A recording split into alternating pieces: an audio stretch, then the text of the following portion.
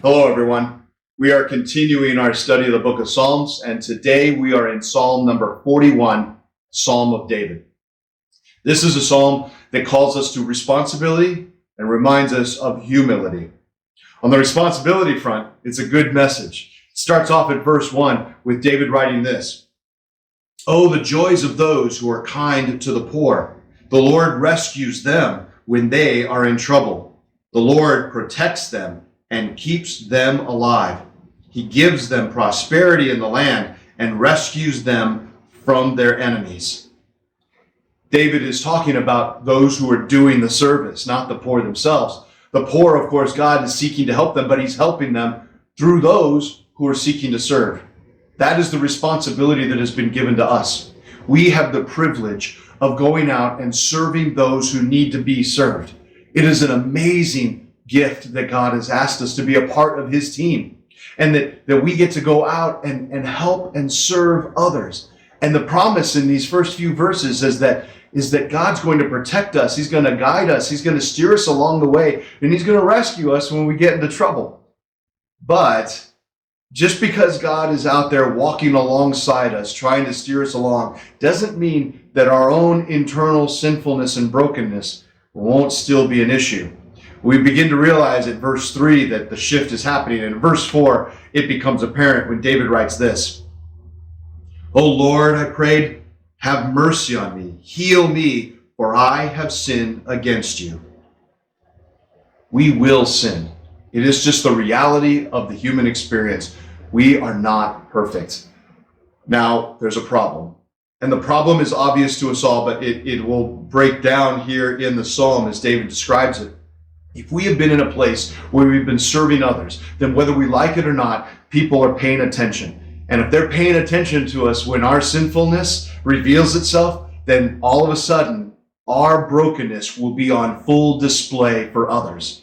And when they see that, we know that the enemy will exploit it.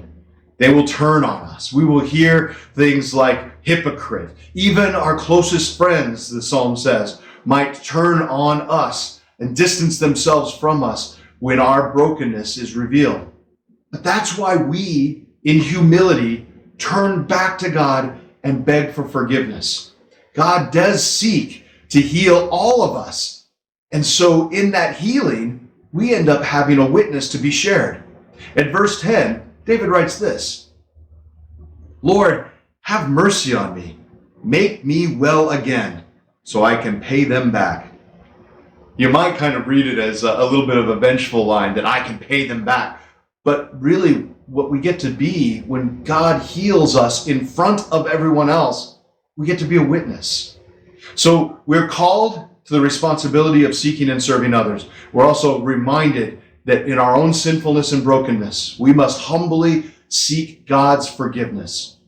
Think about this. As we share faith with others, the whole idea of admitting that you are sinful and broken in the first place is oftentimes the biggest hurdle for new believers.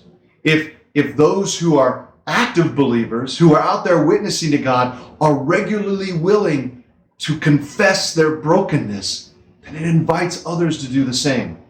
You see, in the life of Christ, we had a perfect model, a perfect image of what we are to imitate, but we are not expected to be perfect ourselves.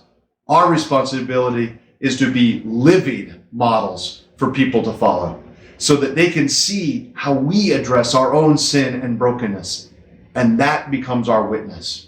So take the responsibility seriously. Get out there, love and serve on others, and when sin creeps up, and indeed it will, be humble and ask for forgiveness. And God will give you that grace and increase the power of your witness as people see you transformed. And in your transformation, their lives will be transformed as well.